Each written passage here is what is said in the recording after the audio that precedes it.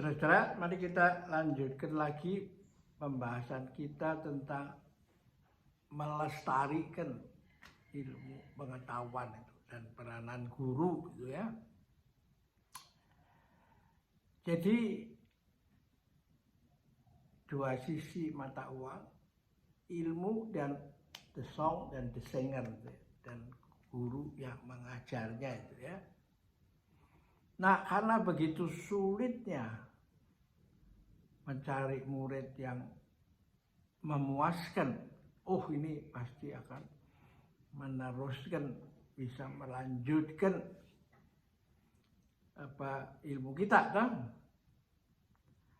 Nah, dalam keadaan yang begitu, ini menariknya dari pikiran kuno ini, bahwa Anda ini di dalam alam semesta ini ada juga hidden connection yang mengatur segala-galanya.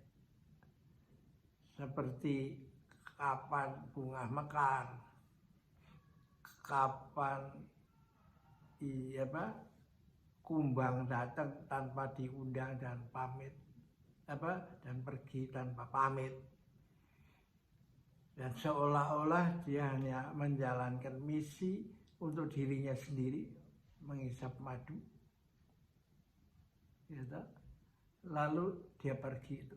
Nah, dalam peristiwa itulah maka terjadi pembuahan itu, dan lalu terjadi berikutnya sampai terjadi buah dan dimakan orang, dimakan binatang dan sebagainya.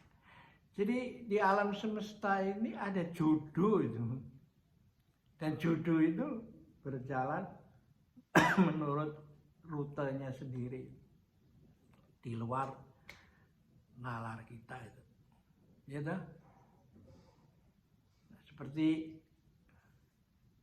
burung-burung yang tidak menabur tapi diberi makan, itu kan di mana urusannya?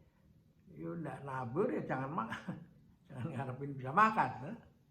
Nah, inilah menariknya, bahwa mengajarkan supaya Anda setiap hari satu langkah, meskipun jalan ya ribuan, masih ribuan li, dan menganjurkan supaya mengajarkan supaya setiap hari berbuat baik meskipun banyak rintangan ya, dicemooh. Tapi ini di cover oleh konsep mestaku itu, semesta mendukung gitu ya. Jadi karena itu hubungan guru dan murid itu tidak lepas dari konsep mestaku ini. Saya bertemu dengan Anda melalui YouTube ini, itu juga mestaku itu. Ketika salah satu murid saya, orang yang belajar daripada saya itu datang dengan motif terjadi penyempitan pembuluh darah koroner dan harus dioperasi karena sudah 100%. Lalu ketemu saya yang belum pernah punya pengalaman ngobatin itu toh. Tapi terjadi, dan karena itu memang ini bukan materialisme, ini adalah semesta mendukung itu ya. Nah, karena itu dalam cerita tentang Crouching Tiger, harimau mendekam dan naga bersembunyi, itulah cerita itu memberi pengajaran pada kita itu. Dan akhirnya karena umur kita itu terbatas, maka ilmunya yang harus dilestarikan kan. Dan karena itu ilmu menjadi penting gitu. Nah, bagaimana sekarang dengan ilmu kehidupan ini? Apakah kita harus harus dipatenkan atau bagaimana? Dipatenkan, tapi kalau ada yang melanjutkan juga percuma, gitu. Nah, karena itulah ada cerita yang pernah saya jelaskan, ada seorang guru yang sudah nggak pernah, belum ketemu muridnya.